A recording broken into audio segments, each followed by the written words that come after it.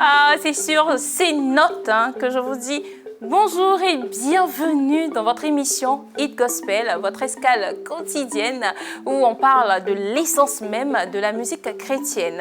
Embarquez avec nous pour quelques minutes au cœur de la musique gospel. Alors installez-vous bien parce qu'aujourd'hui on parlera bien sûr de nouvelles sorties. Nous parlerons également de la vie d'un chanteur que nous aimons tant, sans oublier l'échappée instrumentale. Vous l'avez remarqué, je dirais, avec ce très bel instrument. Alors c'est parti pour Hit Gospel.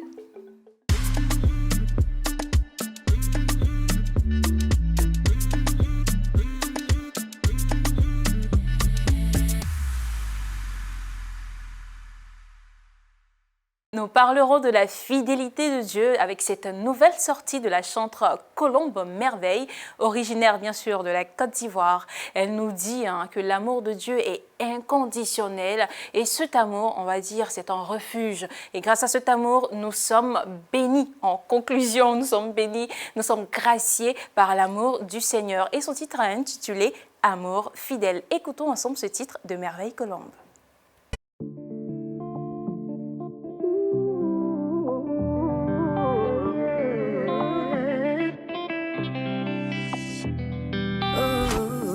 J'étais perdu et tu m'as récupéré.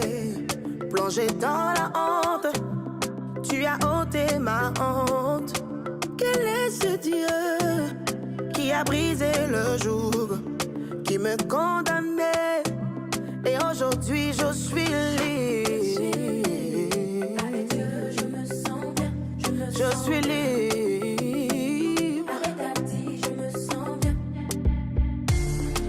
De douleur, t'as dit à payer le prix, le péché effacé par le sang de l'agneau.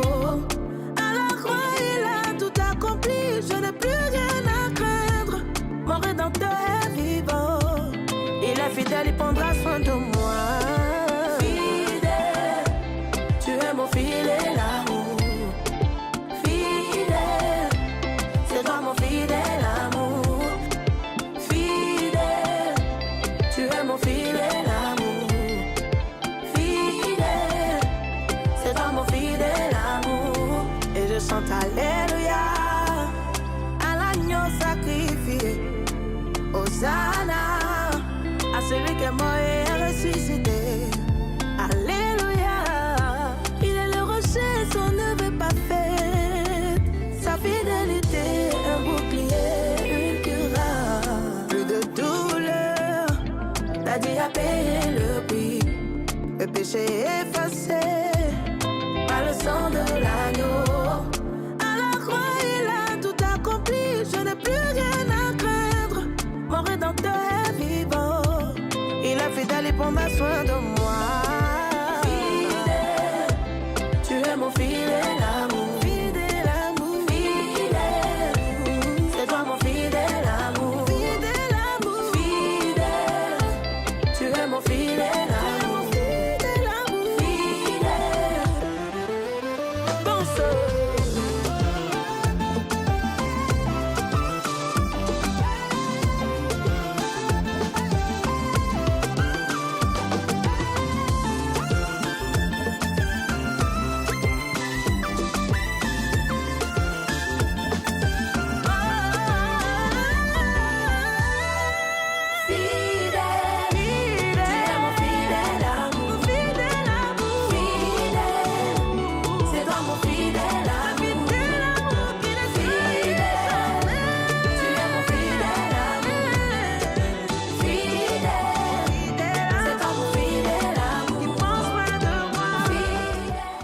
Ce titre, disponible depuis le 13 août, a atteint plus de 15 000 vues en seulement quelques semaines. Alors, je vous invite à l'écouter encore et encore. À présent, nous irons donc avec la vie d'une chanteuse qui marque sa génération avec ses textes et sa mélodie unique, en adoration bien sûr.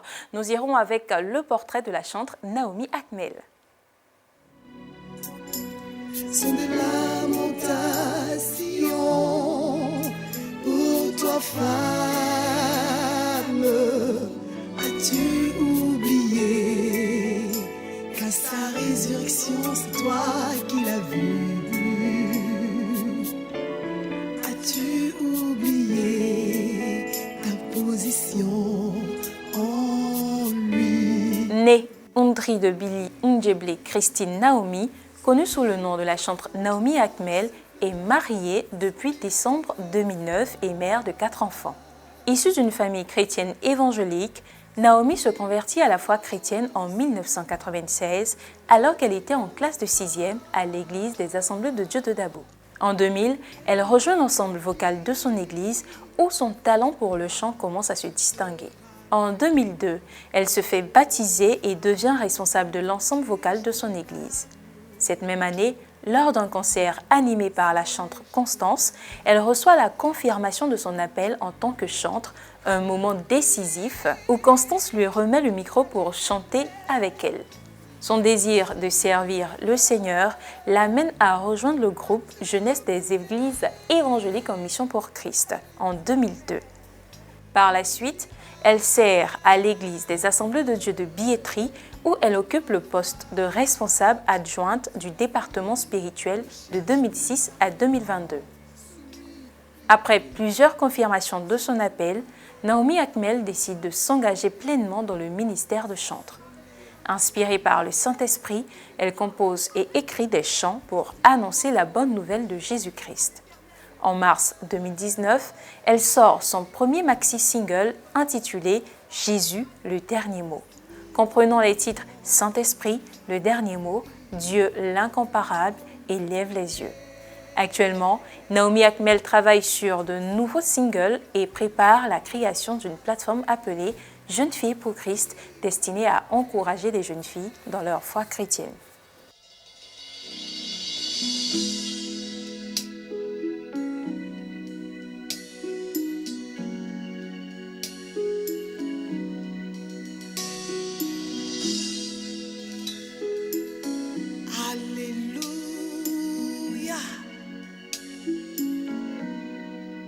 Je viens dire à quelqu'un, par la puissance du Saint-Esprit, que Jésus seul a le dernier mot pour ta vie. Crois donc en ces paroles et tu verras la main de l'Éternel agir.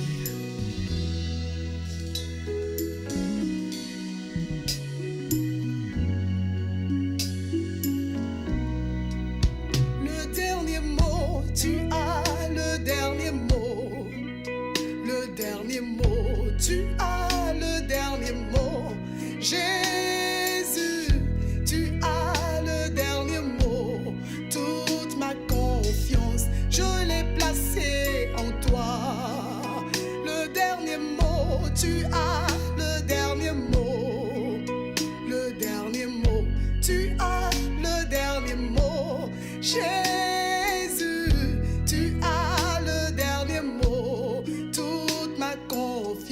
Je l'ai placé en toi, oh Dieu, oh Dieu.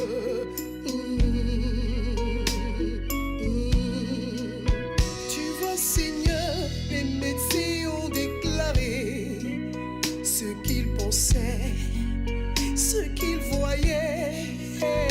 Mais toi, qu'est-ce que tu dis? Oh, moi, ma confiance, je l'ai placée en toi.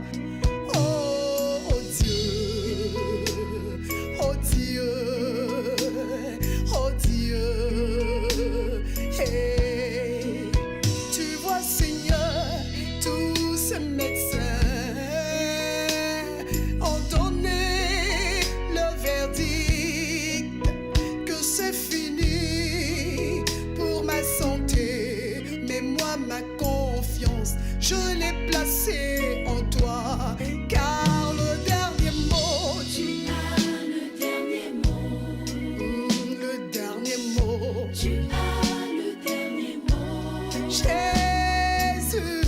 Tu as le dernier mot. Toute ma confiance, je l'ai placée en toi.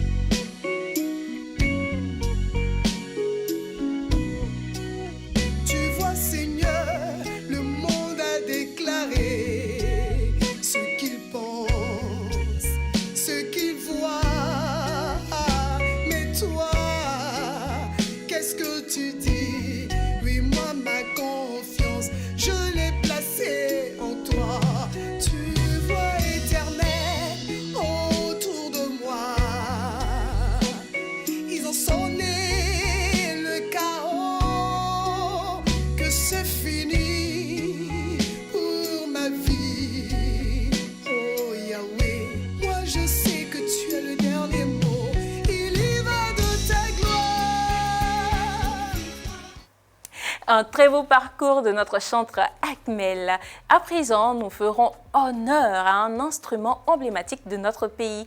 Nous irons donc avec l'échappée instrumentale avec bien sûr Monsieur Boloubien qui est déjà présent avec cet instrument appelé le balafon.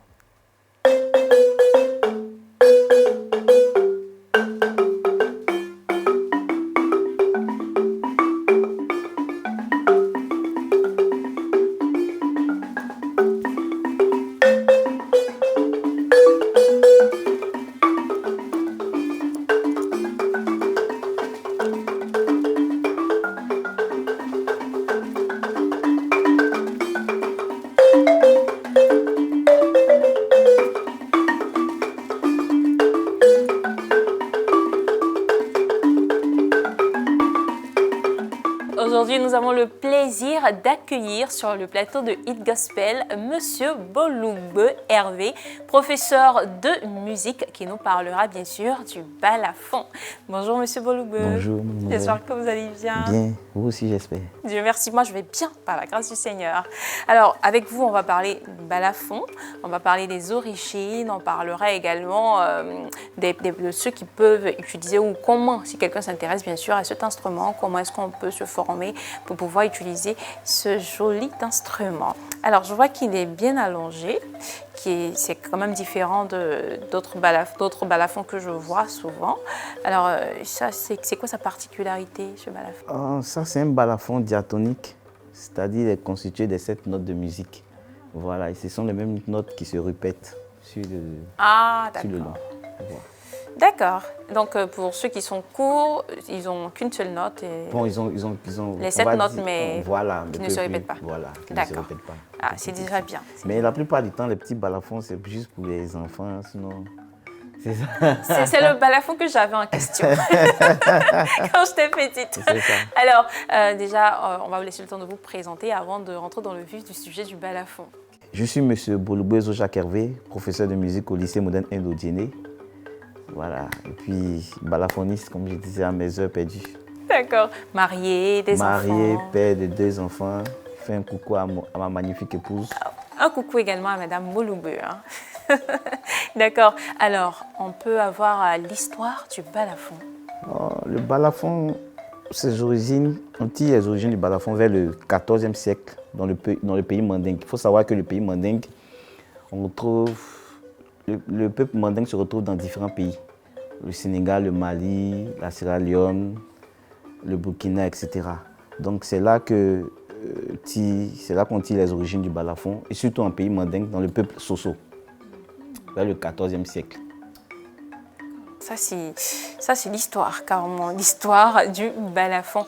Alors, qu'est-ce qui différencie ce balafon des autres comme j'ai dit, ce balafon, il est constitué des 7 notes de musique, des notes conventionnelles qu'on connaît.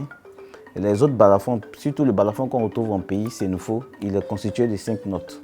C'est-à-dire, c'est un balafon pentatonique. Ceux qui savent ce que c'est que le pentatonique, il est constitué de 5 notes. Par contre, ce balafon, il est constitué de 7 notes. On a aussi un autre balafon, qui est aussi le balafon chromatique. Par souci de mettre le balafon, d'allier le balafon aux musiques modernes, on a créé le balafon chromatique, qui est comme le piano avec les touches blanches et les touches noires. Ah, lui, il est un peu plus grand. Ah. Et le balafon, c'est un instrument à percussion. C'est ça. Et c'est quoi sa différence entre les autres instruments à percussion? Le balafon, c'est une percussion mélodique. C'est-à-dire c'est à la fois le rythme et en même temps des différents sons. C'est pourquoi. D'accord. Alors que les autres, c'est ça la différence. Tout. Alors, est-ce que vous pouvez nous parler un tout petit peu des différentes techniques de jeu du balafon? Le balafon se joue avec les 2 mains, et ce que je tiens en main là, des baguettes là que je tiens en main sont appelées des maillotches. Donc c'est avec ces maillotches là qu'on joue le balafon. C'est du bois avec des caoutchoucs. La plupart du temps, ceux qui allument le feu là, ils savent que c'est le caoutchouc des VA. Ils ont pris pour faire les maillotches. Donc c'est avec ça qu'on joue. Se joue avec les 2 mains. C'est-à-dire la main gauche, la main droite, les 2 ensemble.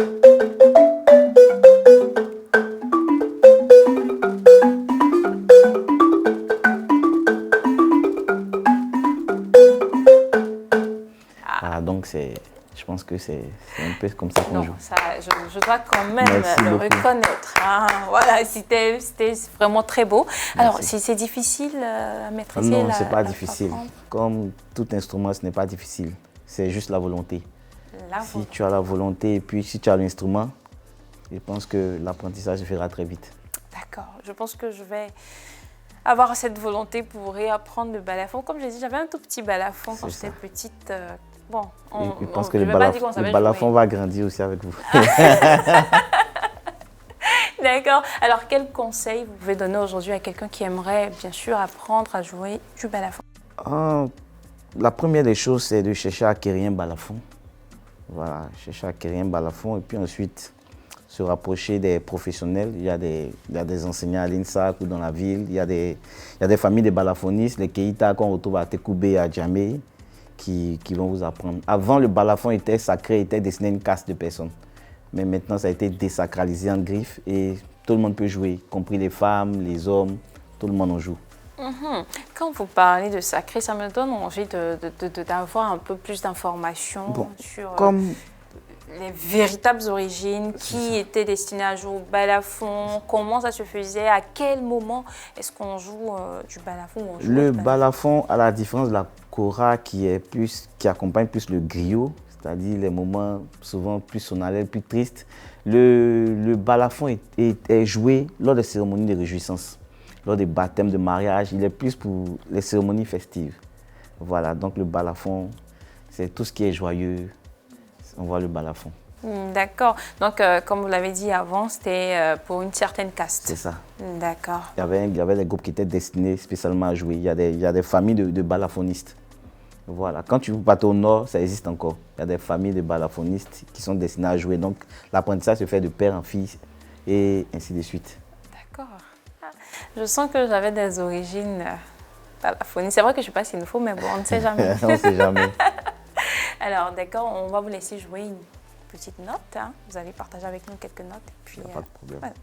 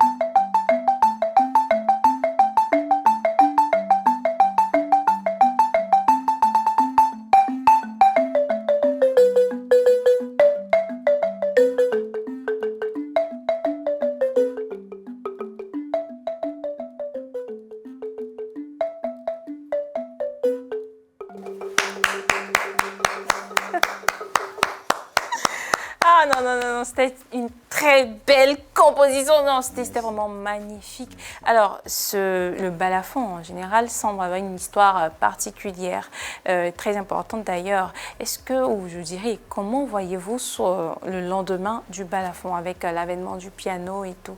Comment est-ce qu'on voit aujourd'hui le balafon dans la musique contemporaine? Chez nous, on dit que c'est à partir du balafon qu'ils ont créé le piano.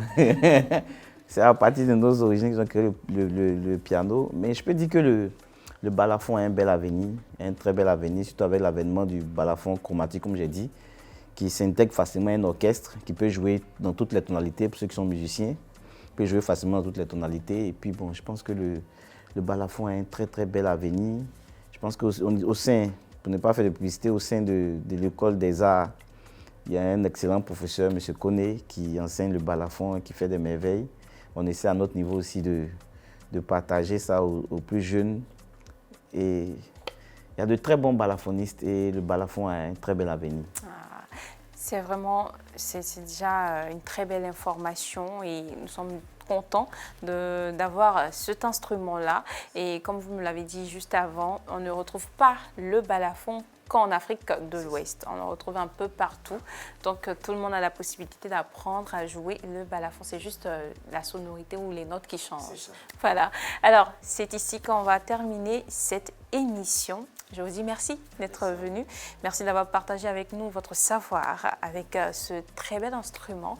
Rendez-vous est pris pour les téléspectateurs pour un nouveau numéro. Mais avant, je voudrais savoir si vous avez un mot à toutes ces personnes qui vous regardent aujourd'hui. J'aimerais dire à tout un chacun de valoriser sa culture parce que c'est ce qui est le plus important. On valorise plus les musiques et les instruments des autres. On ferait bien de valoriser notre culture. Je pense qu'il y a des églises où il y a des balafonistes, il y a des orchestres de balafonistes et puis le culte est spécial. Donc j'encourage tout le monde à intégrer les instruments africains dans les églises, dans leur quotidien. Et je pense que c'est ainsi que notre culture vivra et ne mourra point. Amen. Merci beaucoup. Merci à vous également. Que le Seigneur vous bénisse. Shalom, shalom.